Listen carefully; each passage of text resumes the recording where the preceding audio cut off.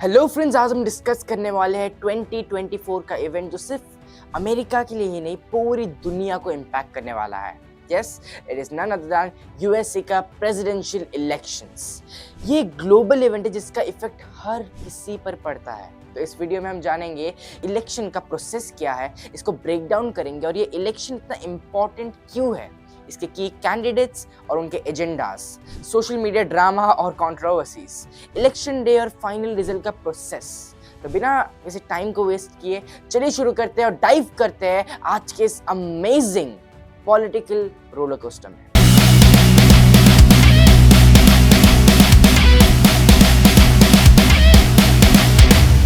तो सबसे पहले बात करते हैं 2024 का यूएसए प्रेसिडेंशियल इलेक्शन के दुनिया पर कितना इम्पैक्ट पड़ेगा और ये कितना इम्पैक्टफुल क्यों है। एक प्रेसिडेंट का इन्फ्लुएंस सिर्फ अमेरिका तक सीमित नहीं होता है, बल्कि इनके डिसीजंस पूरे दुनिया के इकोनॉमिक, हेल्थ, एनवायरनमेंट और पीस को इन्फ्लुएंस करते हैं। यूएसए एक सुपर पावर है और इसका दुनिया पर भी असर पड़ता है। इसमें जो लीडरशिप है उनका इन्फ्लुएंस पड़ता है, उनके डिसीजंस भी इन्फ्लुएंस करते हैं। तो जब यूएसए अपने प्रेसिडेंट को इलेक्ट करते हैं वो पूरी दुनिया के लिए एक रिपल इफेक्ट क्रिएट करता है। इमेजिन कीजिए, यूएस प्रेसिडेंट एक इकोनॉमिक पॉलिसी को चेंज करते हैं, कुछ इकोनॉमिक पॉलिसी में चेंजेस लेके आते हैं, तो पूरे वर्ल्ड के ट्रेड और करेंसी वैल्यूज भी शिफ्ट होते हैं। अगर अमेरिका ग्रीन एनर्जी में इन्वेस्ट करने का डिसाइड करते हैं तो कहीं ना कहीं एनवायरमेंटल पॉलिसीज और ग्लोबल स्केल पर भी शिफ्ट आता है। ये डिसीजन मेकिंग इनफैक्ट बहुत ज़्यादा पावरफुल है और यूनिक इसलिए क्योंकि यूएसए का इलेक्शन एक बहुत बड़ा इम्पैक्ट लाता है हर एस्पेक्ट में दुनिया की। 2024 के इलेक्शन में टॉपिक्स फोकस में है जो है climate change, global security, immigration और ऐसे कई सारे अलग अलग टॉपिक्स। अगर प्रेसिडेंट ग्लोबल वार्मिंग को प्रायोरिटी देते हैं तो कहीं ना कहीं एनवायरनमेंट की स्टेबिलिटी की तरफ एक स्ट्रॉन्ग स्टेप होगा, और अगर नहीं देते हैं तो कहीं ना कहीं ऑयल, गैस और ट्रेडिशनल एनर्जी सोर्सेज के लिए ज़्यादा सपोर्ट मिलेगा, जिसका इफेक्ट डायरेक्टली या इनडायरेक्टली फ्यूल प्राइसेस और पोल्यूशन पर भी पड़ेगा। ऑलराइट, अब हम फोकस करेंगे इस इलेक्शन के प्रोसेस पर जो काफ़ी यूनिक और कॉम्प्लेक्स भी है। यूएसए में प्रेसिडेंट का सिलेक्शन सिर्फ एक सिंपल पॉपुलर वोट के थ्रू नहीं होता है, बल्कि इलेक्टोरल कॉलेज सिस्टम के थ्रू होता है। चलिए देखते हैं स्टेप बाय स्टेप कि ये पूरे प्रोसेस कैसे वर्क करता है, इसमें कौन कौन इन्वॉल्व है, कैसे कैसे स्टेप्स प्रोसेस में होते हैं और क्या क्या इसका ओवरऑल रिजल्ट होता है। सब कुछ शुरू होता है प्राइमरीज और कॉकसेस से, जो अर्ली सिलेक्शन राउंड्स है। ये जनवरी से स्टार्ट हो जाता है इलेक्शन ईयर में, यानी कि 2024 में। यहाँ हर एक पॉलिटिकल पार्टी अपने कैंडिडेट्स को शॉर्टलिस्ट करते हैं। अमेरिका के अलग अलग स्टेट्स में प्राइमरीज और कॉकसेस होते हैं, जहाँ पार्टी मेंबर्स अपने अपने प्रेफर्ड कैंडिडेट्स को सिलेक्ट करते हैं। ये जो कॉकसेस और प्राइमरीज है, ये दोनों के बीच बहुत अंतर है, डिफरेंस है। डिफरेंस क्या है दोनों में? प्राइमरीज एक ट्रेडिशनल इलेक्शन प्रोसेस होता है, ट्रेडिशनल इलेक्शन प्रोसेस जहां लोग पोलिंग बूथ में अपने अपने कैंडिडेट्स को वोट करते हैं, जैसे कि इंडिया में। कॉसेस थोड़े डिफरेंट मेथड में वर्क करता है। यहाँ पार्टी मेंबर्स एक मीटिंग जैसे जगह पे एक डिस्कशन करते हैं और बाद में अपने कैंडिडेट्स को सिलेक्ट करते हैं जो एक्चुअल रेस में हिस्सा लेंगे। Next comes national convention. ये वो बिग इवेंट होता है जहाँ पे पार्टीज ऑफिशियली अपने कैंडिडेट्स को अनाउंस करते हैं। दोनों मेजर पार्टीज अब यूएसए में, यानी कि रिपब्लिकन्स और डेमोक्रेट्स, अलग अलग कन्वेंशंस रखते हैं।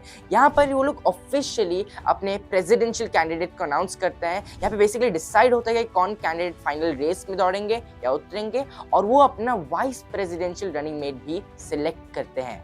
ये कन्वेंशन बेसिकली बहुत ज़्यादा इम्पॉर्टेंट होता है क्योंकि यही मोमेंट रहता है जहाँ पे पार्टी अपने मेन एजेंडा सेट करते हैं और ऑफिशियल कैंडिडेट को अनाउंस करते हैं, जिसके बाद से हर एक कैंडिडेट जो सिलेक्ट होते हैं अपने कैंपेनिंग को शुरू करते हैं। जनरल इलेक्शन की वोटिंग होती है नवंबर के फर्स्ट ट्यूसडे को, जो इस बार है नवंबर 5, 2024।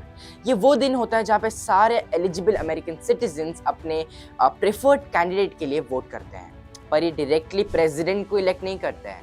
ये डायरेक्ट इलेक्शन नहीं होता है, ये बस एक स्टेप होता है इलेक्टोरल कॉलेज के प्रोसेस में। और हाँ, अमेरिका में वोटिंग काफ़ी ऑर्गेनाइज्ड है। यहाँ पे लोग तो इन पर्सन वोट कर ही सकते हैं, लेकिन इसके साथ साथ अगर वो इन पर्सन नहीं आ पाए तो वो मेल इन बैलेट से भी वोट कर सकते हैं। अब इन वोट्स का काउंटिंग होता है और हर स्टेट के इलेक्टोरल वोट्स काफ़ी इंपॉर्टेंट हो जाते हैं हर जगह पे, हर कैंडिडेट के लिए। यहाँ आता है यूएसए इलेक्शन का unique twist, the electoral college. Simple terms में जनरल इलेक्शंस में लोग जो है अपने प्रेफर्ड इलेक्टर्स को सिलेक्ट करते हैं जो एक्चुअली जाकर प्रेसिडेंट को इलेक्ट करते हैं।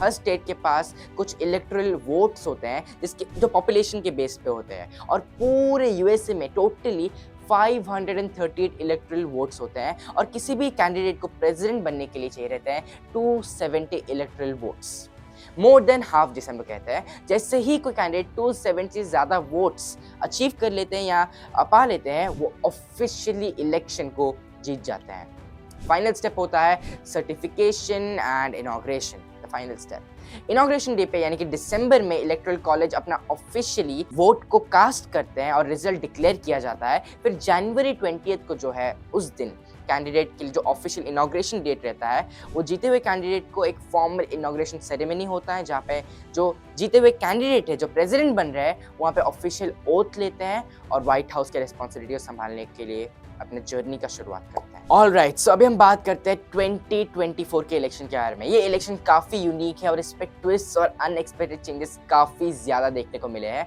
पहले तो 2024 के इलेक्शन में initially it was Joe Biden versus Donald Trump का था, लेकिन बाइडेन के हेल्थ और परफॉर्मेंस इश्यूज को देखते हुए उन्होंने ड्रॉप आउट करने का डिसीजन लिया। पार्टी के प्रेशर के कारण, कई सारे प्रेशर के कारण उन्होंने ड्रॉप आउट कर लिया। Now stepping in as the lead candidate from Democrats is Vice President Kamala Harris, और अब मैचअप हो रहा है Donald Trump versus Kamala Harris का, एक former president and a current vice president के बीच डायरेक्ट फेस ऑफ। तो सबसे पहले इनके बैकग्राउंड्स के बारे में जान लेते हैं, Donald Trump versus Kamala Harris. तो एक्सपीरियंस की बात करें तो क्योंकि ये इलेक्शन सिर्फ पॉलिसीज पर नहीं है, लीडरशिप और पास्ट रिकॉर्ड पर भी बहुत ज़्यादा बेस करता है। तो चलिए शुरू करते हैं with Kamala Harris. She is America's first female black and first South Asian vice president, और एक काफ़ी हिस्टोरिक रोल रहा है क्योंकि पहले कैलिफोर्निया के वो अटॉर्नी जनरल रहे और फिर वो यूएसए के सेनेटर रहे। कमला जी का जो कैरियर है काफ़ी स्ट्रॉन्ग लीगल बैकग्राउंड से ऊपर बेस्ड है। सोशल जस्टिस और सिविल राइट्स पर उनका बहुत ज़्यादा फोकस रहा है, और उनके कैंपेन्स में भी हमेशा उन्होंने इक्वालिटी और इकोनॉमिक रिफॉर्म्स को हाईलाइट किया है, जो उनका एक स्ट्रॉन्ग पावर पॉइंट भी बन जाता है। एज वाइस प्रेसिडेंट उन्होंने health care, climate change and women's right को ये टॉपिक्स को बहुत ज़्यादा फोकस किया है और हाईलाइट किया है। और लेकिन उनके रिकॉर्ड के लेकर कई सारे क्रिटिक्स कहते हैं कि वो अपने स्टैंसेस पर कंसिस्टेंट नहीं रहते हैं। ऑन दी अदर हैंड हमारे पास से डोनाल्ड ट्रंप जी जो 2016 में अमेरिका के प्रेसिडेंट बने और अभी वो सेकेंड टर्म के लिए रन कर रहे हैं। ट्रम्प का करियर रियल एस्टेट और बिजनेस बैकग्राउंड स्टार्ट हुआ था इनिशियली, और उन्होंने अपने यूनिक स्टाइल से पॉलिटिकल सीन में एंट्री की थी। वो एक सेल्फ प्रोक्लेम्ड आउटसाइडर रहे हैं। अमेरिका फर्स्ट पॉलिसीज और स्ट्रॉन्ग इकोनॉमिक रिफॉर्म्स को अपने एजेंडा में रखा है। एज प्रेसिडेंट उनका फोकस रहा है on tax cuts, deregulation, immigration control और चाइना के अगेंस्ट ट्रेड वॉर इनिशिएट करना। लेकिन उनका रिकॉर्ड कंट्रोवर्सी से भरा हुआ है, और रीसेंट कन्विक्शन और लीगल बैटल्स भी इनके इलेक्शंस में बहुत सारे इश्यूज क्रिएट कर रहे हैं, और उनके सपोर्टर्स ये सभी चीज़ों को इग्नोर कर रहे हैं। लेकिन उनके ओपोनेंट्स के लिए ये एक बहुत बड़ा मुद्दा बना हुआ है और एक बहुत बड़ा स्ट्रॉन्ग पॉइंट भी बना हुआ है उनके ओपोनेंट्स के। अब चलते 2024 के डिबेट हाइलाइट्स पर, क्योंकि इनका पहला डिबेट भी काफ़ी हीटेड और इंटेंस था। ट्रंप और कमला ने दोनों ने पोजीशंस को एक फेयरली डिफेंड किया और कई इश्यूज पर डायरेक्टली क्लैश किया। कमला हैरिस ने डिबेट में सोशल जस्टिस, हेल्थ केयर और क्लाइमेट चेंज पर बहुत ज़्यादा अपना स्ट्रॉन्ग स्टैंस मेंटेन किया, और उन्होंने ये भी पॉइंट किया कि जो बाइडेन एडमिनिस्ट्रेशन है, जो इनिशियल वो एडमिनिस्ट्रेशन का पार्ट है, उन्होंने इकोनॉमी को स्टेबलाइज किया, हेल्थ केयर एक्सेस को बढ़ाया, कई सारे जॉब्स दिए, जॉब एक्सेस को बढ़ाया, और उन्होंने ट्रंप के लीगल इश्यूज पर भी काफ़ी डायरेक्ट अटैक किया, questioning his credibility as a leader और as the commander in chief. Trump ने अपने डिबेट्स में America first policies, strong economy और बॉर्डर कंट्रोल पर फोकस किया। उन्होंने कमला और बाइडेन एडमिनिस्ट्रेशन को क्रिटिसाइज किया, राइजिंग इन्फ्लेशन को नोट करते हुए और ऐसे क्लाइमेट चेंज, ओपन बॉर्डर्स को नोट करते हुए, और कहा कि उनकी लीडरशिप में अमेरिका ने कई ज़्यादा लॉस किए हैं और अपने सेफ पोजीशन से अनसेफ पोजीशन पे आ गए हैं। कमला को इनएक्सपीरियंस्ड और कई सारे अलग अलग इनकंसिस्टेंट जैसे टैक्स भी लगाए गए, और इकोनॉमी को जो बहुत ज़्यादा डेप्रिशिएट हो रहा है उसको भी पॉइंट किया डोनाल्ड ट्रंप ने। तो ये था 2024 का यूएसए प्रेसिडेंशियल इलेक्शन का एक यूनिक मैचअप।